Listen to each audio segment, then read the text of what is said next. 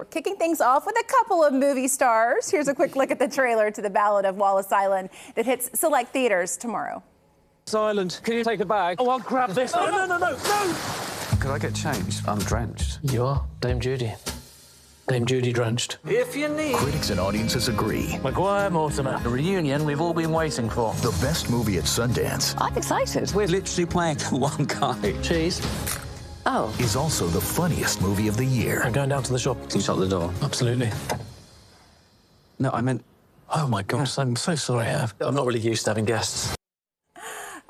It's clear these two have some great chemistry in this film. We welcome in Tim Key and Tom Basden, who are not only the lead actors in this hilarious and feel-good film, but they co-wrote it. Thanks for traveling across the pond to be here with us, guys. Pleasure to be here. Thank you. Us. I mean, that trailer keeps me laughing every time. Yeah, there isn't a whole film. We just have the trailer at the moment. Yeah, that's kind of how you started, right? With Yeah. a short to begin with. We'll get to that in a moment. But this is really about an eccentric lottery winner who lives on a remote island all by himself and wants his favorite band to get back together, which includes Carey Mulligan, who, of course, we love.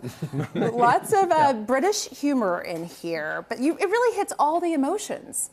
It does, actually, Yeah, in the end. I think it Largely due to Carey Mulligan, probably.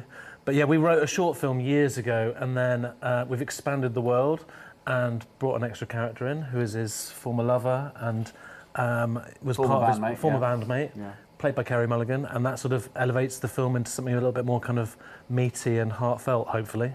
She really fits right in with the two of She's you. fantastic. Yeah. We're very lucky. We kind of did a big Hail Mary to try and get the best person we possibly could. It turned out to be Carey Mulligan. And then we had, she's an amazing actor, but she was just brilliant to work with. She's a fantastic person. Well, you guys go way back to college days, right? So in this, did you find yourself going with a script, or was it a lot more improv?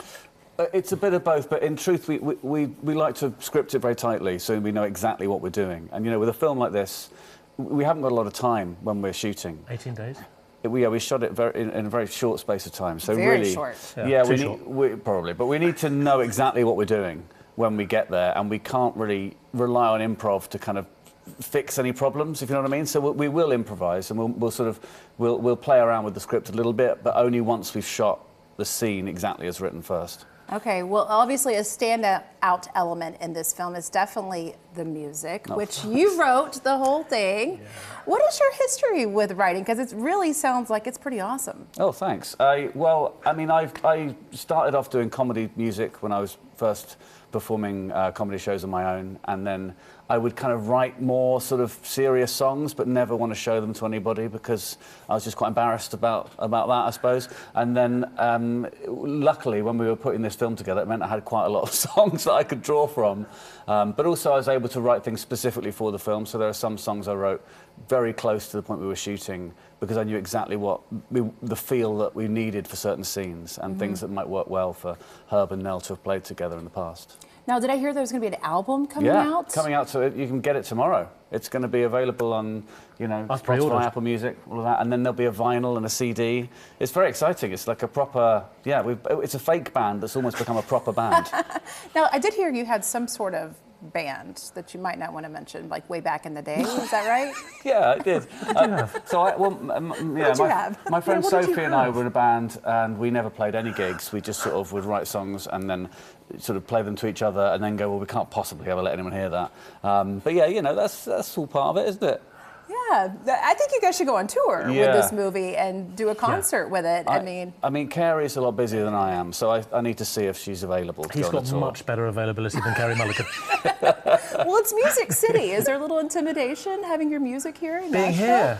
I mean, we went to Rippy's yesterday, and this was like 2 in the afternoon, and some of the guys who were up there playing were absolutely amazing. I was very intimidated. The standard of musicianship here is off the charts. It is, and this is their first trip to Nashville. I love that you guys are here. They also went to the Villager, which is one of my old school haunts. That was great. Yeah. So you guys got tips from the right kind of people. Oh yeah, we're getting mugged in. Going to the hockey tonight. Honky tonk? Yeah. Oh, it's no the hockey. No, not the hockey. The hockey. They're going to see the Preds game tonight. That's right. Tell me that ahead of time. I should get used to the accent. grandmother, as I mentioned, has the strong accent as well. Go Granny Irene. Anyways, what was it like to see this film premiere at Sundance? You said it's surreal. It was sort of crazy, yeah, overwhelming really, because we hadn't seen it at all in England, so we weren't prepared. We had a little cast and crew screening, so the first time was 1,400 American people, and just worried that no one would understand anything that was going on.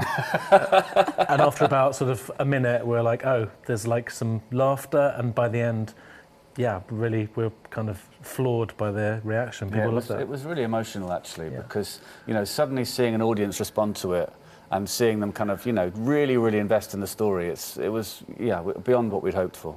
Because British humor is a little different than American humor, right? So I'm sure y'all were curious to see how that fared. Well, I don't know, though, because I kind of feel like it is all just humor, and I think the surefire way of failing would be to try and write something for Americans. But if you write something that the two of us find funny, then hopefully other people will kind of, you know, connect with it, which is sort of seems like what's happening. But, you know, too early to say. Well, it's really endearing, and I know I should mention that you win the lottery not just once, but twice. Lucky man. And these numbers, there seems to be like this rage all around these numbers. The director is trying to win the lottery. I think there's some journalists out there that are betting on him as well. Yeah. Have you all? I mean, I'm not going to pick those numbers because there are now too many people who have those numbers that the prize would be very small. Yeah, a shame to get all 6 numbers right and win $6. Yeah, but that is what might happen. $6. Yeah. You would not be able to hire a band at your house for that. Absolutely not. All right. Well, thank you guys so much. I enjoyed my time with you. Thanks so much for having us. Enjoy the food and fun here in Nashville. Thank you. Y'all catch the Ballad of Wallis Island at the Bell Court next week. It's sure to be the feel-good comedy of the year.